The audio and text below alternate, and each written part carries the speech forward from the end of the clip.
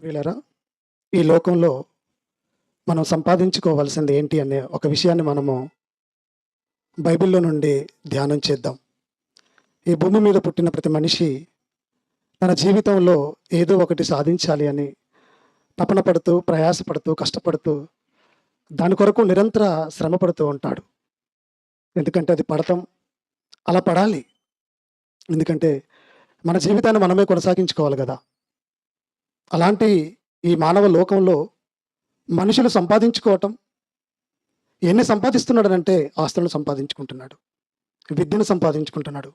ఆ విద్య ద్వారా ఉద్యోగాన్ని సంపాదించుకుంటున్నాడు. ఆ ఉద్యోగం ద్వారా ధనాన్ని సంపాదించుకుంటున్నాడు. ఇలా ప్రతి ఒక్కళ్ళు ఆయా రంగాలలో పని చేయించుకుంటూ అన్నీ సంపాదించుకుంటున్నారు. కానీ బైబిల్ చెప్పిన ఒక మాట, బైబిల్‌లో దేవుడు చెప్తున్నటువంటి మాటలు, దానిని బట్టి సమాజంలో వీటితో పాటు ఇంకొక ఏదైనా సంపాదించుకునేది ఏమైనా ఉందా? పోనీ వీటితోనే ముడిపెడితే సరిపోతుందా? అన్న ఒక ఆలోచన మనకు కలగాలి. ఒక ఆలోచన అంటూ మనకు రావాలి. ఇక్కడ మనం కూర్చున్నాం కదా!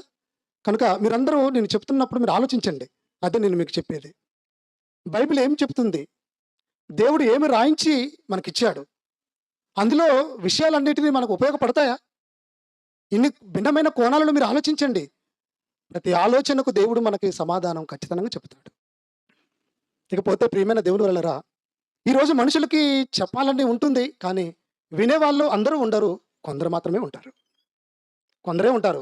ఎందుకనంటే ఆ కొందరిలో ఇప్పుడు మనందరం ఇక్కడే ఉన్నాం కాబట్టి. అందరూ ఉంటే సరిపోద్దా దానికి? అంటే చూడండి. అంటే ఈరోజు మనిషి ఎలా బ్రతకాలనుకుంటున్నాడంటే, నాలా నేను బ్రతికితే చాలు. నాలా నేను బ్రతకాలి. నాలా నేను బ్రతకాలంటే అది నా ఇష్టం. నా ఇష్ట ప్రకారంగా నేను బ్రతకాలి. అది నాకున్న స్వేచ్ఛ అని ఈరోజు మనుషులు ఆలోచించుకుంటున్నాడు కదనండి. అవును, వాస్తవమే. ఇంట్లో పిల్లల్ని మందలించి చూడండి. చిన్నప్పుడు మన మాట వింటారు.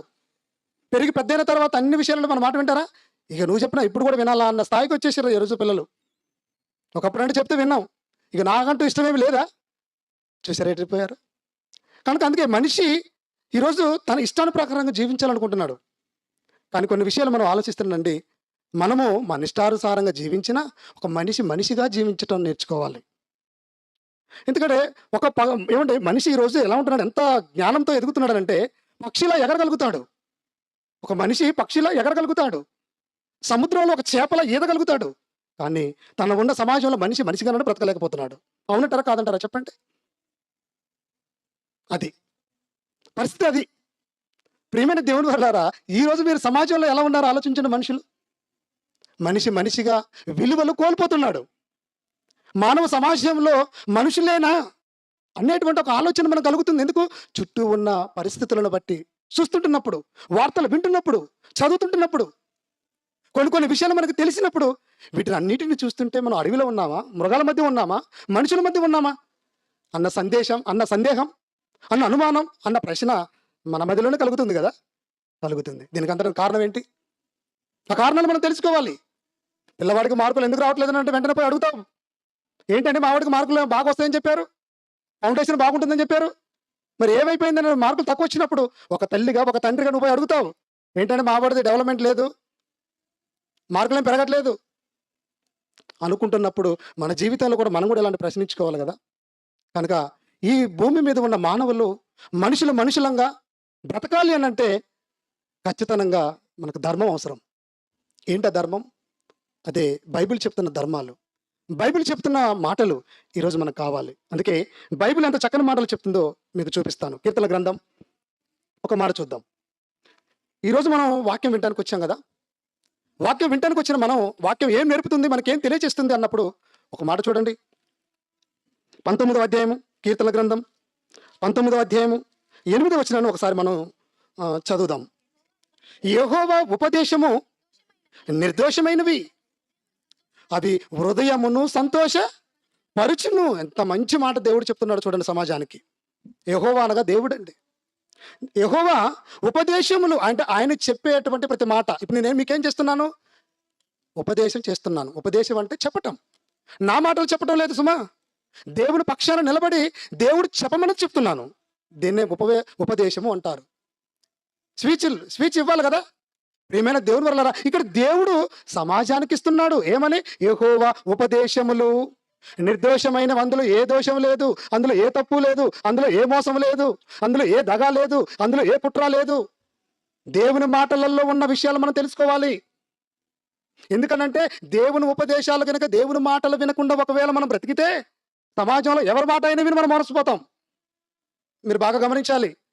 ముందు దేవుని మాట వింటే మనకి ఏది నిర్దోషమో, ఏది దోషమో, ఏది తప్పో, ఏది ఒప్పో, ఏది అబద్ధమో, ఏది నిజమో తెలుస్తుంటది. అదే గనక దేవుని జ్ఞానం లేకపోతే, దేవుని మాటలు మనం ముందు తెలియకపోతే చెప్పిన ప్రతి మాటల్లో నమ్మేస్తాం. అందుకే కదా మోసపోతున్నాం. అప్పుడప్పుడు మన జీవితంలో కొన్ని మోసపోతుంటాం. కొంతమంది కొన్ని బాధ్యతలు ఉంటారనండి. మీ అందరికి బాగా తెలిసింది ఒక చిన్న విషయం గుర్తు చేస్తాను, జ్ఞాపకం చేసుకోండి. మోసపోయేవా లేదనండి. మీ అందరికీ కేడిఎం గోల్డ్ తెలుసు కదా, బంగారం తెలుసు కదా, గోల్డ్. మనం ధరించుకునే గోల్డ్ ఇది ఉంది. కానీ ఒకప్పుడు ఒక గోల్డ్ వచ్చింది, ఏంటో తెలుసా? Agri gold. రోజుకు 10 రూపాయలు చాలు. అబ్బా ఎంత నైస్గా వచ్చేసారండి. రోజుకు 10 కదంటే మనం కూడా అంత లెక్క చేయలేదు. రోజుకు 10 రూపాయలు కట్టుకోండి, మీరు మిగిలించుకుంటారా అని కట్టుకున్న బాధ్యతలు మీలో లేరంటారా చెప్పండి? అగ్రి గోల్డ్ కట్టుకొని చివరికి ఏమైనా వచ్చిందమ్మా? ఉన్న గోల్డ్ కూడా అమ్ముకోవాల్సిన పరిస్థితి వచ్చింది. అంటే మన దగ్గరకు వచ్చినప్పుడు మనకి ఎలా చేస్తారు? నువ్వు 10 రూపాయలు కట్టడానికి ముఖ్యం, అవును కదా, నువ్వు కట్టాలి, నిన్ను కట్టించేలా మారుస్తాడు. ఇక్కడ మేమేం చేస్తున్నాం తెలుసా? దేవుని మాటలు ఉన్నది ఉన్నట్టుగా చెబితే మీ హృదయాలు మారుతాయి. అది ఇక్కడ కాన్సెప్ట్, అంతకుమించి ఏం లేదు. దేవుని యొక్క మాటలట సమాజానికి ఏం తెలియజేస్తాయట? నిర్దేశమైనవండి. ఎక్కడ తప్పుంది? మనుషులలో దోషాలు ఉంటున్నాయి, మనుషులలో అబద్ధాలు ఉంటున్నాయి, మనుషులలో మోసాలు చూస్తున్నాం, మనుషులలో కపటం చూస్తున్నాం, మనుషులలో వేషధారణ చూస్తున్నాం. దేవునిలో ఏది ఉండదనండి. అందుకే నిర్దోషమైనవి. ఈరోజు సమాజంలో ఎంతమందిని మనం దోషులుగా చూడటం తెలుసా? ఎంతమందిని చూడటం చెప్పండి? ప్రతి విషయంలో మనం దోషులుగా మిగిలిపోతాం. అందుకే ఆయన మాటలు, ఆయన ఉపదేశములు ఎలాంటివట? నిర్దోషమైనవి, అవి హృదయమును సంతోషపరచును. ఏమంటే సంతోషం ఎక్కడ దొరుకుతుంది చెప్పండి? భూమి మీద మీరు మనస్ఫూర్తిగా చెప్పండి, మీ జీవితంలో మీరు మనస్ఫూర్తిగా సంతోషిస్తున్నారా? ఆర్టిఫిషియల్గా సంతోషిస్తున్నారా? అప్పటికప్పటికే మనం నవ్వుతాం, అప్పటికప్పటికే బాధపడతాం. అంటే పైకి నవ్వు ఉంటుంది కానీ లోపల చెప్పుకోలేనంత బాధ మన అందరిలో ఉందా లేదా చెప్పండి? కానీ అదే వాక్యం ఉంటే ఎల్లవేళలా నువ్వు ఒకే రకంగా ఉంటావు. మనకు సంతోషం కలిగింది ఎప్పుడు కలిగింది? మనకి ఏదైనా మన జీవితంలో మేలు కలిగింది అనుకోండి, మన సంతోషం అంతా ఇంత కాదు కదా. మనకి ఏదైనా చిన్నపాటి వచ్చింది అనుకోండి, సమాజంలో ఎలా మనం కనపడతాం చెప్పండి? నెల రోజులు నవ్వుసినోడు ఎలా కనపడతాడో అలా కనపడతాం మనకున్న బాధలు బట్టి. అవునా కదా చెప్పండి? హృదయాన్ని సంతోషపరిచేది ఏంటంటే, హృదయానికి అవసరమైంది ఏంటి? సంతోషం. సంతోషం ఎక్కడ దొరుకుతుందని ఇప్పుడు మనకు అర్థం కావాలి. మనుషులు ఇచ్చే సంతోషం ఎంతసేపు ఉంటుందండి? కాసేపే ఉంటుంది. కానీ దేవుడిచ్చే సంతోషం, ఆ దేవుని సంతోషం ఎలా ఉంటుందో, ఆ దేవుడు సంతోషాన్ని మనం పొందుకోవాలి అన్న ఆలోచన ఇప్పటి వరకు మన జీవితంలో ఎప్పుడైనా వచ్చిందో చెప్పండి? 60 ఏళ్ళ పైబడి ఉన్న వాళ్ళు ఉన్నారు, 70 ఏళ్ళు ఉన్నవాళ్ళు. మీరు నిజంగా చెప్పండి, ఇప్పటికి 70 ఏళ్ళ జీవితం కలిగినటువంటి వృద్ధులను అడిగినా కూడా, అమ్మ ఇప్పటికైనా ఒక సంతోషం ఉందంట. ఏ సంతోషం బిడ్డ, ఏం సంతోషం ఏంది? ఇంక నేను పోయినాడే నాకు సంతోషం. తప్పది. నువ్వు పోయినాడు సంతోషం ఉండదు, ఇంకెక్కువ ఇది బాధ. దేవుని తెలుసుకోవాలి. అందుకే దేవుడి మాటలు తెలియజేస్తున్నాడు. ఏం సంపాదించుకున్నావు అంటే, మన జీవితంలో పుట్టి పెరిగి పెద్ద అయిపోయి చావు దగ్గరకు వెళ్ళిపోయే లోపు ఒక సంతోషాన్ని సంపాదించుకోలేని జీవితాన్ని మనం గడుపుతున్నాం. కనుక ఆ సంతోషం ఎక్కడుందని మనం ఆలోచించినప్పుడు, మనం చేసే కష్టంలో, ఆ కష్టం ద్వారా సంపాదించుకునే సంపాదనలో మనకు సంతోషం ఉందని మనం ముందుకు వెళ్ళిపోతున్నామా లేదా చెప్పండి? ఈరోజు పని చేస్తే సాయంత్రం కష్టంలో, ఆ కష్టం ద్వారా సంపాదించుకునే సంపాదనలో మనకు సంతోషం ఉందని మనం ముందుకు వెళ్ళిపోతున్నామా లేదా చెప్పండి? ఈరోజు పని చేస్తే సాయంత్రం పోయేసరికి 1000 రూపాయలు ఇస్తే ఆ కష్టాన్ని మర్చిపోయి సంతోషిస్తాం కదా. పోనీ ఆ 1000 రూపాయలు ఎంతసేపు ఉంటాయి నీకు? ఇంటికి పోయేసరికి అమ్మగారు మొత్తం లిస్ట్ రాసి పెట్టిద్ది, అయ్యే సరిపోవు. ఇంకెక్కడ సంతోషం? తెల్లారి మళ్ళీ పొద్దున్నే వెళ్ళిపోవాలి, మరలా రేపు 1000 రూపాయలు వస్తాయి. ఆ 1000 రూపాయలు వచ్చేసరికి ఆ 1000 రూపాయలు ఖర్చు అంటే మళ్ళీ సిద్ధం చేస్తూనే ఉంటుంది. బ్రతుకులు ఇవే కదనండి. ఇంకెక్కడ సంతోషం ఉంటుందండి? ఎప్పుడు సంతోషంగా ఉండాలనుకుంటున్నారు చెప్పండి? చిన్నపాటి ఈ జీవితంలో, అల్పమైన ఈ జీవితంలో ఏ రోజైనా దేవుని మాటలు వింటే నాకు సంతోషం కలుగుతుందన్న ఒక ఆలోచన మనకు రాకపోవటం, అది పెద్ద బాధకరమైన విషయమే కదా. మీరు ఆలోచించండి, నేను చెప్తున్నా, మీరు మనసు పెట్టి ఆలోచించండి. అందుకే ఆయన మాటలు నిర్దోషమైనవి, ఆయన మాటలు మనకు సంతోషాన్ని ఇస్తాయి. తర్వాత ఏమంటున్నాడు? యెహోవా ఏర్పరిచిన ధర్మము నిర్మలమైనది, నీ కన్నులకు వెలుగునిస్తున్న ధర్మం అంటే నిర్మలమైనది అట. నిర్మలం అంటే అర్థం, కొన్ని పదాలకు మనకు అర్థాలు తెలియాలి కదండి. నిర్మల అంటే మనకు తెలుసు, మా ఊళ్ళో ఒక ఆమె ఉందండి, ఆమె పేరు నిర్మల అండి. నాకు ఇంకొకటి తెలిసింది ఏంటంటే, నిర్మల వాషింగ్ పౌడర్ అన్నది బట్టలు ఉతికేది ఉందండి. ఆ నిర్మలాలు కాదు. నిర్మలం అంటే స్వచ్ఛమైనది. ఇంగ్లీష్‌లో ప్యూర్ అంటారు. ఒరిజినల్ అంటారు చూసారా? అది నిర్మలమైనది. అంటే కల్తీ లేదు. మనం వేసుకునే బంగారం విషయంలో కల్తీయా? కాదా? కేడియమా? నాన్ కేడియమా? ఎన్ని రకాలుగా ఆలోచిస్తావు. అది కేడియంతోని చేయించిన అనుమానమే మనకు. అలా విసిగిస్తావు షాపుకి వెళ్తే. లేదమ్మా దాని మీద ఒక ముద్ర కూడా ఉందమ్మా చూసుకోమ్మా అని చెప్తూ ఉంటాం కదా! దేవుని మాటలలో ఏం కనబడుతుంది? అవి చాలా నిర్మలమైనవి. ఆయన ఇచ్చేటువంటి ధర్మం అంటే సమాజానికి ధర్మం నేర్పుతున్నాడు. దేవుని మాటలు తెలుసుకున్న ప్రతి ఒక్కడు ధర్మవంతుడుగానే నడుస్తాడు. మీరు చెప్పొచ్చు క్రైస్తవులలో ధర్మస్తులు ఉన్నారా అని. ధర్మాన్ని పాటించేవాడే క్రైస్తవుడు. బైబిల్ ప్రకారంగా జీవించేవాడే నిజమైన ధర్మ కలిగిన వాడు. పేరు పెట్టుకొని మోసం చేస్తే మనం ఏం చేస్తాం? అన్యాయం, అది అక్రమం. దానికి సమాధానం చెప్పుకునే రోజు కూడా ఒకటి వస్తుంది. ఇక్కడ నేను మీకు చెప్తున్నది ఏంటంటే దేవుని యొక్క ధర్మము అనేది అది స్వచ్ఛమైనది. అందులో ఏ కల్తీ లేదు. మరి కల్తీ లేని ధర్మం మనకు అవసరం లేదంటారా చెప్పండి? అవసరమే కదనండి. అందుకేనండి ఆ మాటలు అందించడానికి ఈరోజు మనందరిని దేవుడు ఇక్కడ కూర్చోబెట్టాడు. మనకి ఎన్ని పనులున్నా మీకు ఇది చాలా అవసరం. మీ జీవితంలో మీరు అన్ని సంపాదించుకుంటున్నారు. మీకు ధర్మం తెలుసు, మీకు న్యాయం తెలుసు. కానీ మీ జీవితంలో మీరంటూ ఒకటి సంపాదించుకోలేకపోతున్నారు. అదే నా బాధ అంటున్నాడు దేవుడు. ఏంటా బాధ? దేవుడు కూడా బాధ ఏంటండి? ఏమండి మన గురించి మన వాళ్ళు ఎవరైనా బాధపడతారనండి? కానీ మన గురించి దేవుడు ఆలోచిస్తున్నాడండి. మీరందరూ మారాలని, ఆయన వైపు చూడాలని దినమంతా చేతులు చాపి నీ కోసం ఎదురు చూస్తున్నాడు. మనం ఎవరి కోసం ఎదురు చూస్తున్నాం? ముసలి అడిగితే సావు కోసం ఎదురు చూస్తున్నాం అంటారు. ఇంట్లో దంపతులను అంటే బిడ్డ పెళ్లి కోసం ఎదురు చూస్తున్నామని అంటారు.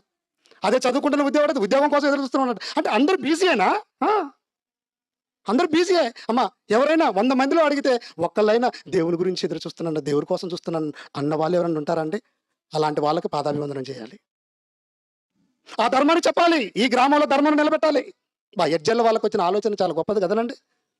దేవుని యొక్క ధర్మం నిర్మలమైనది, స్వచ్ఛమైనది. ఇది మీకు తెలియాలి. అది నాకు తెలిసింది కదా. ఆ ధర్మం ఏంటి? మనకు తెలిసిన ధర్మంతో, మనకు తెలిసిన న్యాయాలతో, మనకు తెలిసిన సంపాదనతో ముందుకు వెళ్ళిపోతున్నాం. అయితే మనం సంపాదించుకునే సంపాదన ఎంతవరకు ఉపయోగపడుతుంది? ఇది ప్రశ్న. అంటే మీరు ఇప్పుడు ఏం చెప్తున్నారు? సంపాదించుకోవద్దని చెప్తున్నారా? వేదికల మీద నిలబడానంటే నేనేం చేయలేను. అది కాదు నా ఉద్దేశం. సంపాదించుకోవద్దన్నది బైబిల్ చెప్పలేదు.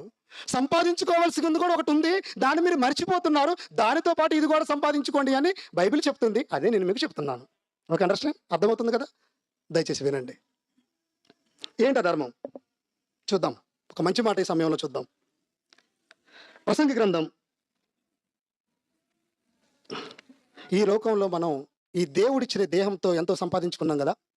సంపాదించుకున్న దానిలో మెజారిటీగా ఈరోజు మనుషులు ఆశ పెట్టుకుంటుంది, మనుషులు నమ్ముకుంటుంది. మనుషులు మాకు ఇదే కావాలనుకుంది కేవలం ధనం, సంపాదనే కదా, సొమ్మే కదా, ఆస్తులే కదా. అలాంటి ఆస్తుల గురించి, సంపాదించుకుంటున్న వారి గురించి దేవుడు ఏం చెప్తున్నాడు చూడండి. 5వ అధ్యాయం 13 నుంచి చదువుకుందాం. ప్రసంగి గ్రంథం 5వ అధ్యాయము. సూర్యుని క్రింద మనసునకు ఆయాసకరమైనది ఒకటి జరుగుట నేను చూచి తిని, అదేదనగా ఆస్తి గలవాడు తన ఆస్తిని దాచిపెట్టుకొని తనకు నాశనము తెప్పించుకున్నాడు. దేవుడు చెబుతున్న మాట వినండి. భూమి ఏమంటే సూర్యుని క్రింద ఆయాసకరమైనది ఒకటి ఉందట. మన జీవితంలో ఆయాసకరమైన రోజులు వస్తాయి. ఆయాసం వచ్చిందంటే దేని ద్వారా వస్తుంది? మొట్టమొదటిగా ఇదే. ఆయాసం అనేది ఒక జబ్బు. అది రావడానికి కారణం డబ్బు. మీరు బాగా గమనించండి. దేని ద్వారా వస్తుందట? ఆస్తి వలన వస్తుంది. అదేమనగా ఆస్తి గలవాడు తన ఆస్తిని దాచిపెట్టుకొని తనకు నాశనము తెప్పించుకొనును. చూసారా? అంటే ధనాన్ని సంపాదించుకోవాలి, సంపాదించుకున్నది ఖర్చు పెట్టుకోకుండా దాచుకోవాలని ఆలోచన కలిగి ఉన్నవాడు చివరికి ఏమైపోతాడట? నాశనం అయిపోతాడట. నిజంగా ఈ రోజు దొంగతనాలు జరుగుతున్నాయి, హత్యలు జరుగుతున్నాయంటే కేవలం వాళ్ళు దేని మీద చేస్తున్నారు చెప్పండి? ఆస్తే కదా. నిన్న విన్నాం కదా, ఆస్తుల కోసం తల్లిదండ్రులు చంపేస్తున్నారు, తల్లిదండ్రులు పిల్లలను చంపేస్తున్నారు. ఏమంటే వాడు ఒక జలసాల కోసం డబ్బు లేదని ఆస్తి కోసం పక్కమట్టు సహోదరులను కూడా చంపేస్తున్నారు. డబ్బు, ఆస్తి. అంటే ఆస్తి అనేది చివరికి మన నాశనంలోకి నడిపిస్తుంది. నాశనం కాకుండా ఉండి ఏం చేయాలంటే మరి ఏ ధనాన్ని సంపాదించుకోవాలో మనం చివరికి పోయేలోపు తెలుసుకుందాం. తర్వాత అంటున్నాడు చూడండి 14వ వచనం. అయితే ఆ ఆస్తి దురదృష్టము వలన నశించిపోవును. ఏదో ఒక రోజు మన బ్యాలక్ ఏమైపోతుంది? ధనం పోతుంది. ధనాన్ని నమ్ముకున్న నువ్వు పోతా ఉంటున్నాడు దేవుడు. అంతేనా కదా చెప్పండి? ధనం మీద ధనం ధనం ధనం అనే నమ్మకం కలుగుతున్నావు కదా, దాన్ని చూసుకొని మరవా. అదే కదా చూసేది. ఎక్కడ సంతోషం ఉంటుంది? ధనాన్ని చూస్తే చాలండి, ఎక్కడలేని సంతోషం వస్తుందనండి. అలాంటి వారికి దేవుడు చెప్తున్నా, దురదృష్టము వలన నశించిపోవును, అతడు పృతులు గలవాడనైనను అతని చేతిలో ఏమీయు లేకపోవును. అది వాడు ఏ ఏ ప్రకారముగా తల్లి గర్భం నుండి వచ్చినో ఆ ప్రకారముగానే తాను వచ్చినట్లే దిగంబరిగానే మరలిపోవును. సమాజానికి దేవుడు చెప్పుతున్న ఉపదేశం. ప్రియమైన దేవుని వరల తల్లి గర్భములో నుండి నువ్వు ఎలాగైతే వచ్చావో అలాగే మరలా తిరిగి నువ్వు వెళతావట. అంటే తల్లి గర్భం నుండి వచ్చిన సంగతి మరిచిపోయి పెరిగాము, సంపాదించుకున్నాము, మరలా నువ్వు తిరిగి వెళ్ళే రోజంటూ ఒకటి ఉందే, దానిని మరిచిపోయావు. తల్లి గర్భంలో నుండి ఈ భూలోకానికి వచ్చిన నీవు ఎంతో మందిని బంధువులను సంపాదించుకున్నావు, ఆస్తులను సంపాదించుకున్నావు, భవంతులను సంపాదించుకున్నావు. నీవు సంపాదించుకునేది ఏమీ లేదు, అన్నీ ఉన్నాయి. కానీ నువ్వు సంపాదించుకున్న దానితో నువ్వు తిరిగి వెళ్ళలేవు అంటున్నాడు దేవుడు. మరలా అలాగే ఎలా వచ్చావో ఎలా వెళ్ళిపోవాలో. ఎలా వచ్చామండి అంటే ఖాళీ చేతులతో వచ్చాం, దిగంబరిగా వచ్చాం, ఏమీ లేవు. కానీ మధ్యలో మనకు అన్నీ వచ్చేసాయి. ఇవి రావటానికి నువ్వు ప్రయాసపడ్డావు, ఇవి రావటానికి నీ జీవిత విలువను నువ్వు మర్చిపోయావు. అదే దేవుడు ఈ రాత్రికాల సమయంలో నీకు జ్ఞాపకం చేస్తున్నాడు. నేను ఎందుకు చెప్తున్నానంటే, తల్లి గర్భంలో నుండి వచ్చినటువంటి మనము మన చావు ముగింపులోకి వెళ్ళిపోయేలోపు ఎంతో సంపాదించుకున్నాం కదా. ఈ సంపాదించుకున్నది ఏది తిరిగి తీసుకు వెళ్ళలేమట. ఇది ఎప్పుడైనా మనం ఆలోచించామా? కానీ అంటే ఆ సంపాదన నిన్ను ఏం చేస్తుందనంటే, అసలు నీ వాస్తవమైన జీవిత విలువను మరిచిపోయేలా చేస్తుంది. మన జీవిత పరమార్థాన్ని మరిచిపోయే విధంగా మనం బ్రతకకూడదు. అది నేను చెప్పేది. అంతేనా కదా చెప్పండి? దాని విలువ మనకు తెలియాలి, ఈ జీవిత విలువ తెలియాలి. ఈ జీవిత విలువ ఎందుకు తెలియటం లేదనంటే, ఇక నేను చనిపోతే నన్ను పూర్తి చేస్తారు, నా పని అయిపోయింది అనుకుంటున్నారు కదా. వద్దు, అక్కడితో ఆగిపోలేదు. మనిషికి మరణం ముగింపు కాదు, మరొక జీవితానికి అది ఆరంభం అన్న ఒక వాస్తవం ఈ సమాజం మరిచిపోయింది. మరిచిపోయిన సమాజానికి జ్ఞాపకం చేయాలి కదా. అదే దేవుడు చెప్తూ ఉన్నాడు అక్కడ. ఎలా వచ్చావయ్యా, నువ్వు ఎలా వెళ్ళిపోవాలనుకుంటున్నావు? అన్నీ తీసుకొని వెళ్ళాలనుకుంటున్నావా? అది నీ తరం కాదు. దేవుడు ముందుగానే చెప్పాడు. ఏమండి, ఇది దేవుడు ముందుగానే చెప్పాడు. ఈ మాటలు ఎంతమంది విన్నారు? ఈ మాటల ప్రకారంగా ఎంతమంది నడుస్తున్నారు? ఒక్కసారి మీరు ఆలోచించండి. ఒక మాట చెప్తాను మీకు. ఈ మాటలన్నీ మనకు అర్థం కావు. ఏంటంటే, ఆస్తి అంటాడు, నాశనం అంటాడు, ఏది రాదంటాడు, తల్లి గర్భం అంటాడు. కొత్తగా ఉంటాయి కదనండి. తల్లి గర్భంలో మనం దిగంబరులుగా వచ్చాము, ఏం సంపాదించుకోకుండా వచ్చాము. తర్వాత మళ్ళీ చనిపోతాం. అంటే పుట్టినవాడు గిట్టక మానడు అన్న వాస్తవం మనందరికీ తెలుసా తెలియదా?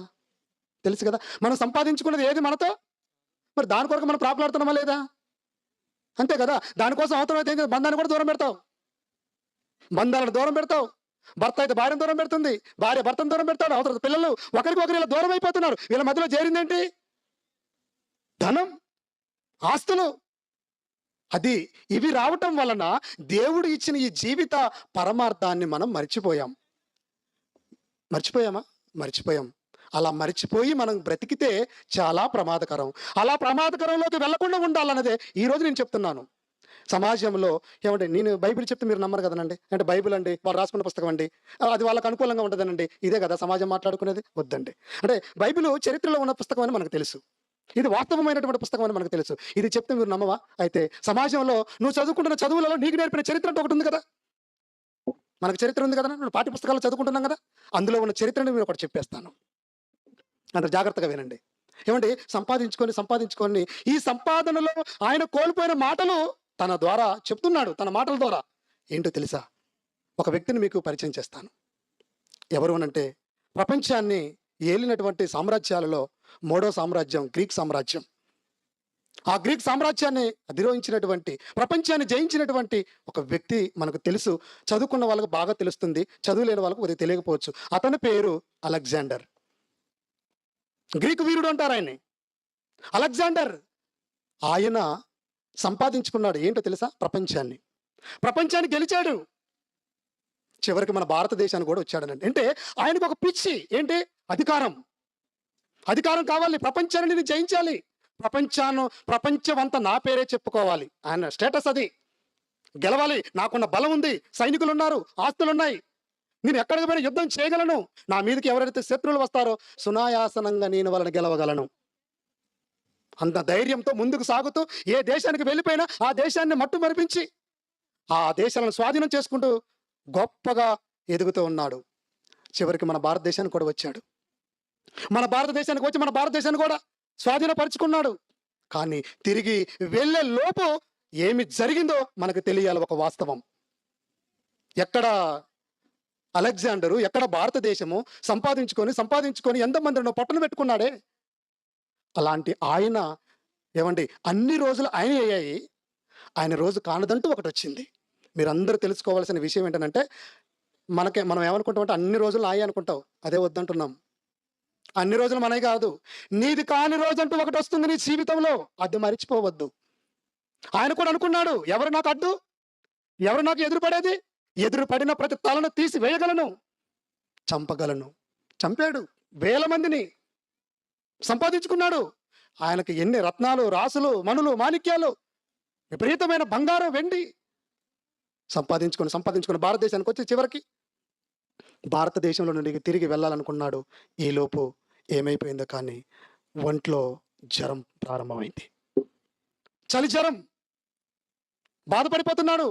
తెలియని వ్యాధి వచ్చేసింది. ఈ వ్యాధితో ఆయన వెంటనే ఏం చేశారు? వ్యాధి కలగగానే వెంటనే టెస్టులు చేసుకుంటాం కదా, పరీక్షలు చేయించుకుంటాం కదా. పరీక్షలలో రోగం బయటపడితే భయపడతాం కదా. వెంటనే డాక్టర్ని పిలిపించాడు. ఏంటి నా ఆరోగ్యం క్షీణించిపోతుంది, నేనేం పని చేయలేకపోతున్నాను అంటూ తనకు భయం ప్రారంభమైంది కడుపులో. అలా అన్నప్పుడు ఎంతో మంది వైద్యులు పిలిపించుకున్నాడు. ఆ వైద్యులు చేసి పరీక్షలు చేశారు, వైద్యం చేస్తున్నారు. ఎంత వైద్యం చేసినా ఆ రోగం ఆయనకి నయం కావటం లేదు. రోగం నయం కావటం లేదు. చివరికి ఏమనుకున్నాడు తెలుసా? అమ్మో, ఇక్కడ నుంచి నా సొంత ఊరు పోవాలి, ఇక్కడ నుంచి నా సొంత ప్రాంతానికి వెళ్ళిపోవాలి, నన్ను అక్కడికి తీసుకువెళ్ళండి. కానీ ఒకటి, అక్కడికి తీసుకువెళ్ళిపోయే లోపు కూడా నేను బ్రతుకును అన్న పరిస్థితుల్లోకి జారిపోయాడండి, వెళ్ళిపోయాడండి. కానీ ఒకటి అర్థమైపోయింది. చివరికి ఆయన ఏమనుకున్నాడు తెలుసా? ఏదో ఒక రోజు నేను ఖచ్చితంగా ఈ లోకాన్ని విడిచి వెళ్ళిపోతాను, చనిపోతాను. నా చుట్టూ అందరూ ఉన్నారు, వైద్యం ఉంది, డబ్బు ఉంది, కానీ నాలో ఉండేటువంటి రోగాన్ని నయం చేసేవాడు ఒక్కడు లేడు. డబ్బు నయం చేయటం లేదు, ఏమంటే వైద్యులు నయం చేయలేకపోతున్నారు. ఏంటి నా పరిస్థితి? కళ్ళ ముందు చూసుకుంటున్నాడు, ప్రపంచమే అయింది. కళ్ళ ముందు చూసుకుంటున్నాడు. ఎక్కడ చూసినా బంగారం, ఆస్తులు, అయ్యో ఎక్కడ చూసినా చుట్టూ సైన్యమే, చుట్టూ బలగమే.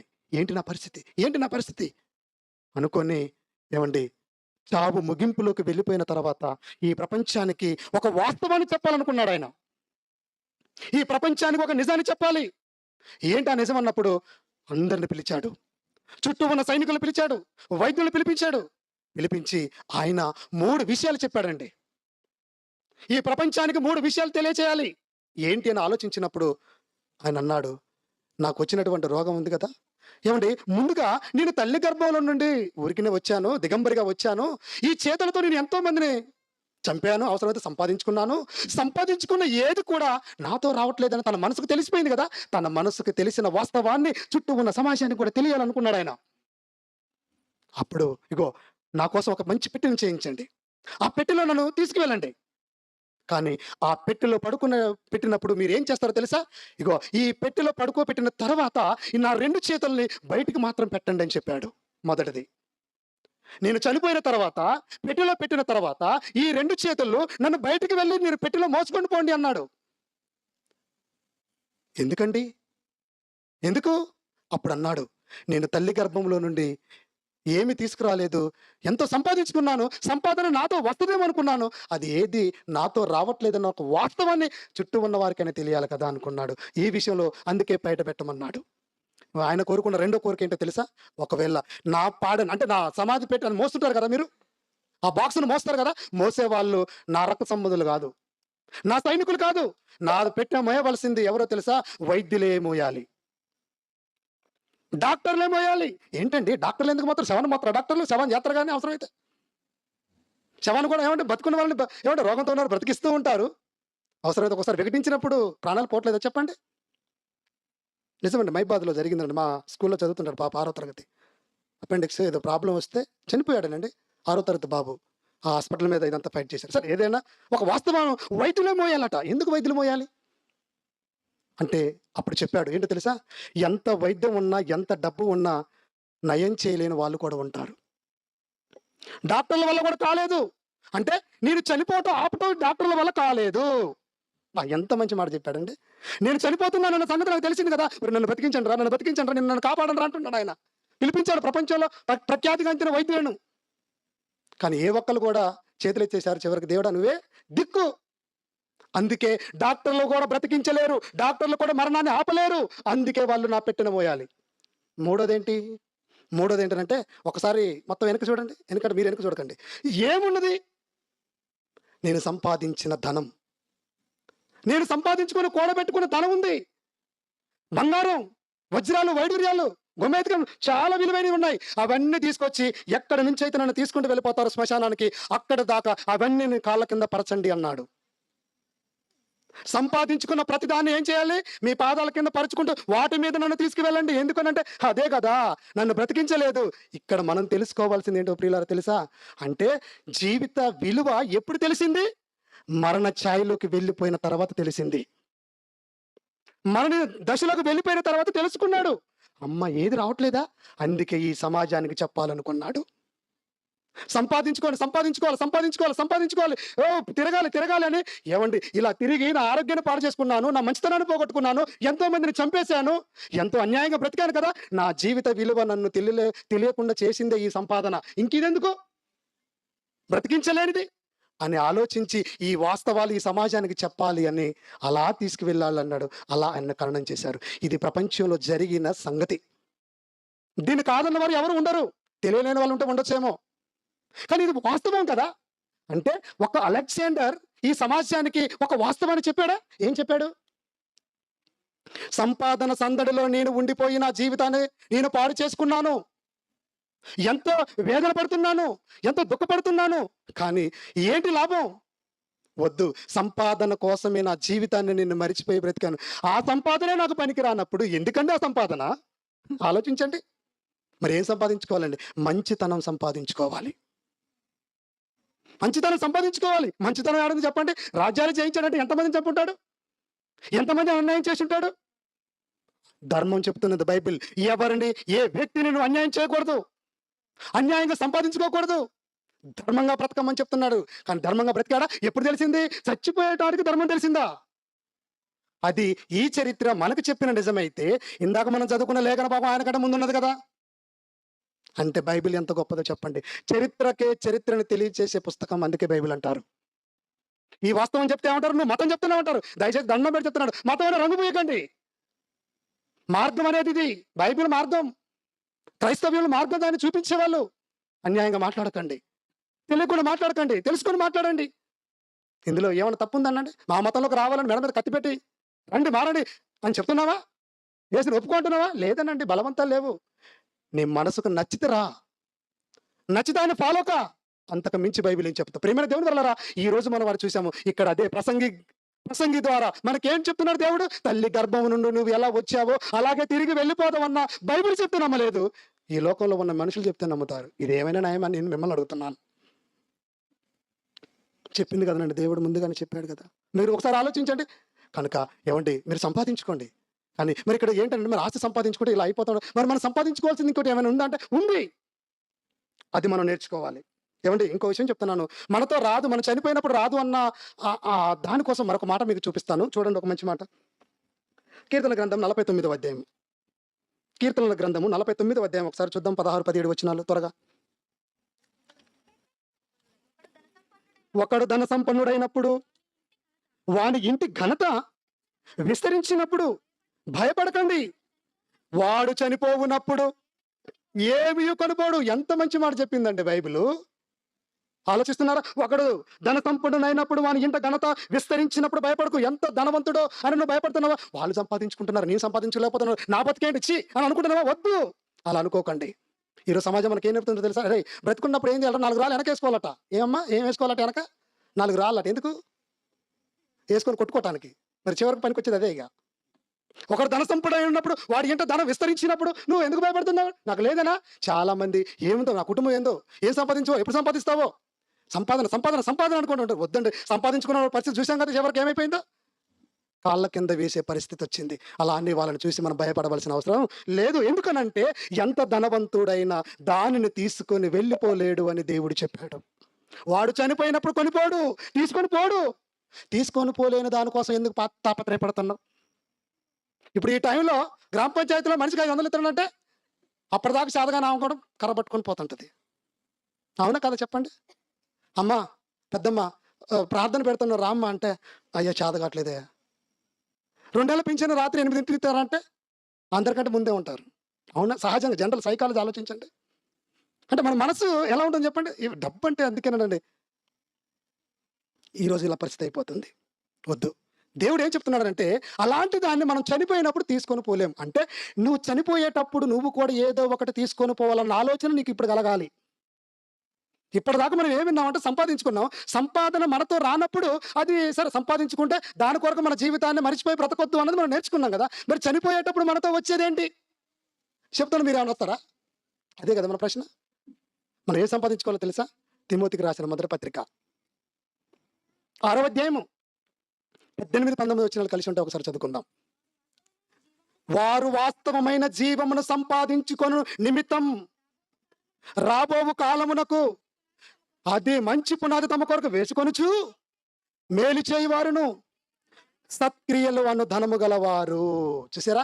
ఏ ధనం గలవారు? సత్క్రియలు అనేటువంటి ధనం కలిగిన వారు ఎవరైతే ఉంటారో చనిపోయినప్పుడు ఆ ధనం అనే క్రియలు వాళ్ళు తీసుకొని వెళ్ళిపోతారు. ఇది బైబిల్ చెప్పిన నిజం. నువ్వు తెలుసుకోవాల్సింది, నువ్వు నమ్మవలసింది కూడా ఇదే. వారు వాస్తవమైన జీవితమును సంపాదించుకోను. వాస్తవమైన జీవితం మనకు తెలుసా అండి? ఏం చెప్తున్నారు? రేపు చచ్చిపోతే ఏడిపోతాం, ఏమో గాలిలో కలిసిపోతాం, మట్టిలో కలిసిపోతాం. అదే కదా అనుకుంటున్నారు. అలాంటి భ్రమలలో నుండి మనం బయటికి రావాలి. చనిపోతే అయిపోయింది అనుకుంటున్నారు. కాలేదు. వాస్తవమైన జీవం ఒకటి ఉంది. జీవం అది ఎప్పటికీ నిత్యం జీవించేది ఒకటి ఉంది నీలో నాలో. అది రాత్రి మనం అన్నయ్య గారి ద్వారా విన్నాం కదా, ఆత్మ అని. ఆ ఆత్మ ఉండే చోటు ఒకటి ఉంది, అది నిత్యం ఉంటుంది. అది వాస్తవం. బైబిల్ చెప్పింది ఎప్పుడు కూడా వాస్తవమే. వాస్తవమైన జీవితాన్ని సంపాదించుకునే నిమిత్తము రాబోయే కాలం అంటే ఏంటి? నువ్వు చనిపోయిన తర్వాత నువ్వు బ్రతుకుతావు చూసారా? ఆ బ్రతుకు ఉండవలసిన ఒక కాలం ఉందండి. ఆ కాలానికి భూమి మీద నువ్వు సంపాదించుకోవాలి ధనాన్ని. ఏంటి? క్రియలు. అంటే దేవుని పని చేయటం. సత్క్రియలు అనే ధనం. అంటే ఈరోజు ఇప్పుడు మనం ఇక్కడ కూర్చున్నాం కదా, ఇంతమందిని ఇక్కడ కూర్చోపెట్టడానికి సంఘం ఏం చేసింది? పనులు చేసిందండి. క్రియలు అంటే సత్క్రియలు అనేటువంటి ధనాన్ని సంపాదించుకుంటున్నారు. ఎందుకు? ఇది వాస్తవం గనక. ఇలాంటి క్రియలు చేస్తే మేము పరలోకానికి, నిత్య జీవానికి వెళ్ళిపోతాం. మేము సంపాదించుకున్నది మనతో రాకపోవచ్చు, కానీ మేము చేసిన ఈ క్రియలు మమ్మల్ని దేవుని దగ్గరికి నడిపిస్తాయి. అది వాస్తవం. అందుకే ఈ మీటింగులు అంటే ఇంత ఖర్చు పెట్టి ఎందుకు చేస్తున్నారు అనుకుంటున్నారు మీరు?